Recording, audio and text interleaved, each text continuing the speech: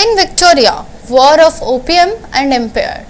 The First Opium War, a conflict that reshaped global power, marked the beginning of China's so-called century of humiliation.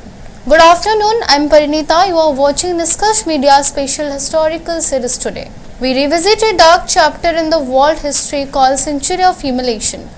It was the early 19th century.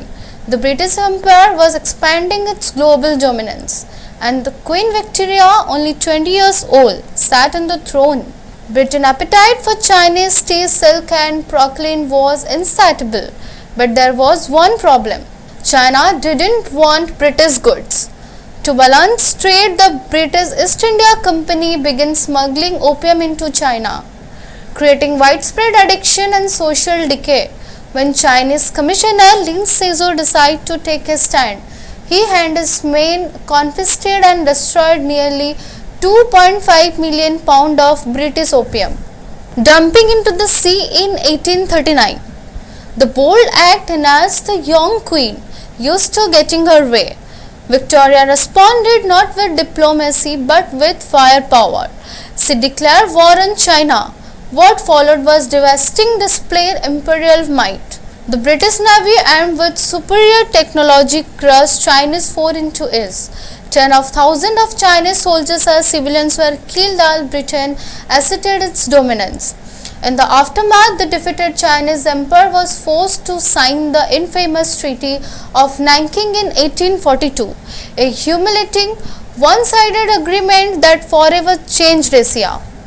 Under its term, China ceded Hong Kong to Britain, opened multiple ports for trade including opium, and granted immunity to British citizens residing in China.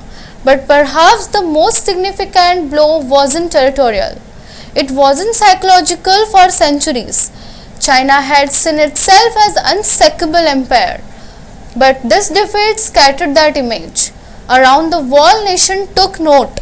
The mighty Chinese civilization could be brought to its knees, and thus began what historian calls the century of humiliation, a period marked by foreign invasion, unequal treaties, and internal collapse would haunt China for generations. The psychological impact was perhaps even more significant. China, once seen an invisible empire, was now exposed to global uncertainty. Its military weakness and political vulnerability were laid bare for the world. This defeat demonstrated that even the mightiest civilization could be conquered by the foreign power.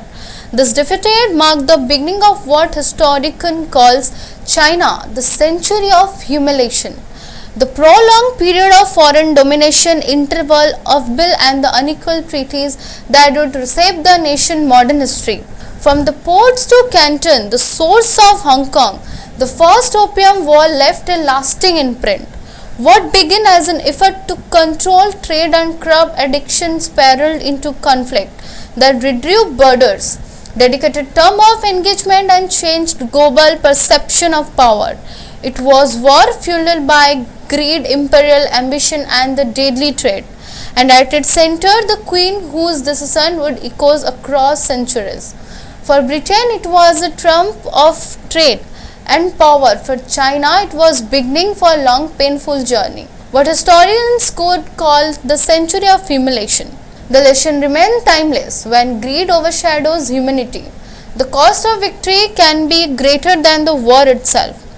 The First Opium War, the Queen, the Drug, and the fall of an empire. That's all for now. Stay tuned with us for special story and updates from around the world. Thank you.